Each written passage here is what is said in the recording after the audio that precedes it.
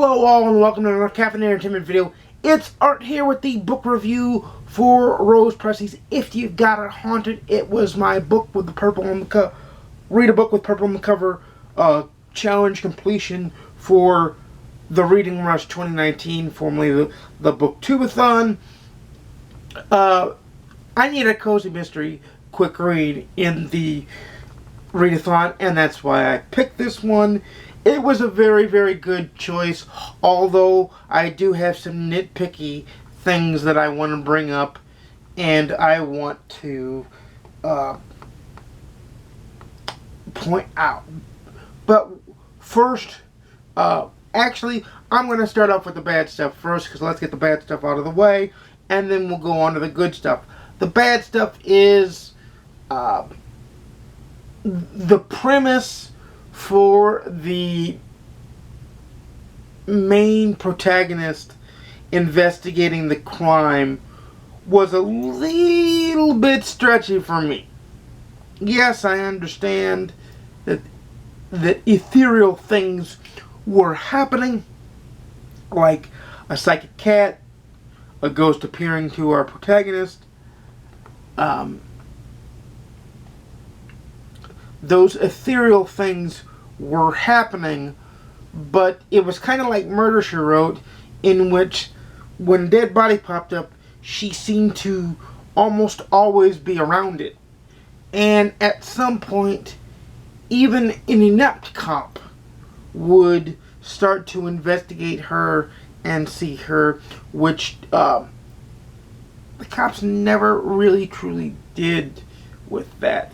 Also, she has no investigative experience, so she doesn't know if she's tampering with the crime scene or if she's tampering with evidence. Like, anything she does to potential evidence ruins its validity in actually catching the criminal.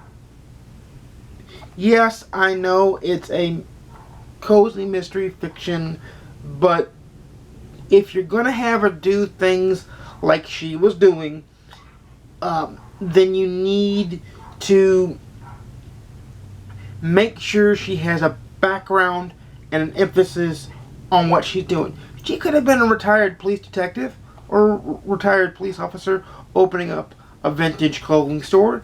It would have been fine. But the fact that she had no background, no basis in it, really truly bothered me. Another thing that bothered me was the inept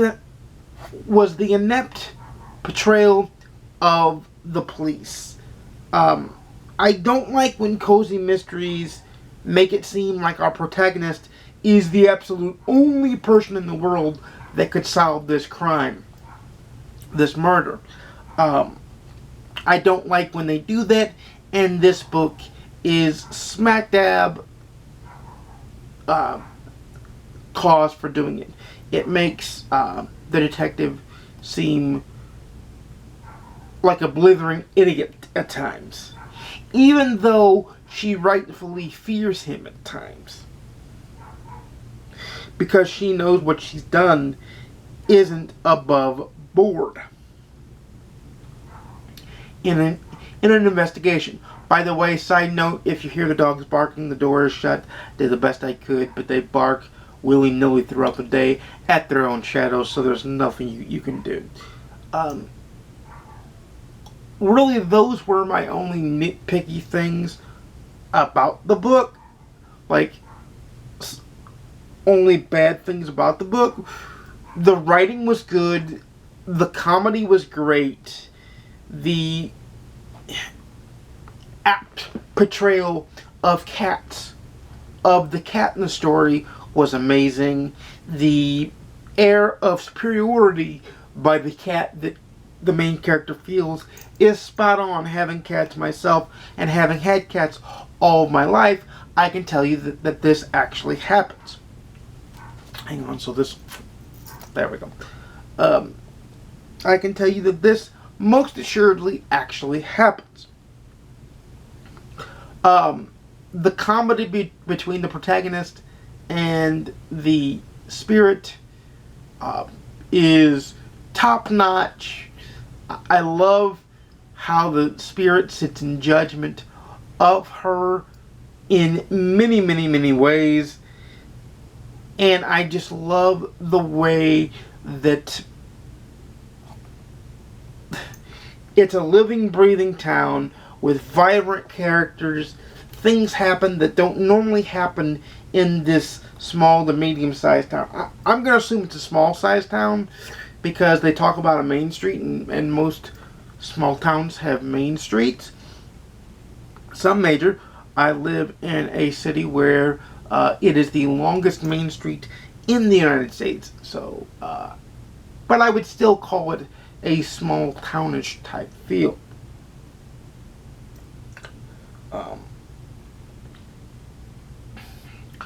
The mystery itself was rather run-of-the-mill. I guessed it about 54 to 58% of the way through. Yes, I read it on my Kindle, so that's why I say percent, because there were no page numbers, it was just locations, so I use percents on that case. Which cozy mysteries never truly have deep dive, hard-nosed mysteries. But as I wrestle with what to give it and what to say about it, I have to say that I truly enjoyed it. It was truly a great way. It was the first book I finished in the Reading Rush 2019. So it was a true way to finish the book, and it was a true way to finish the book. True way to start off the Reading Rush in the finished book category, and it was a true way to actually get things done. So that I liked, that I loved. I did like it. I do intend to continue on with the series. The series was amazing to me in that sense. Because it was it wasn't anything complex, and sometimes you just need palate cleansers. You just need something that's not as gritty, something that's not as deep, to just be lighthearted, fun read. And this was the very definition of a lighthearted, fun read. Glad I picked it up. Super glad I enjoyed it, because this would have been a terrible way to stop the progress in the Reading Rush. However, I'm going to give it a read it and love it on my scale. You don't necessarily need to own it, although I believe it is $1.99 on Kindle, if I'm not mistaken. I can't see the price anymore since I own it on Kindle, but I do believe it's $1.99 on there. It is an enjoyable read. It is a fun read.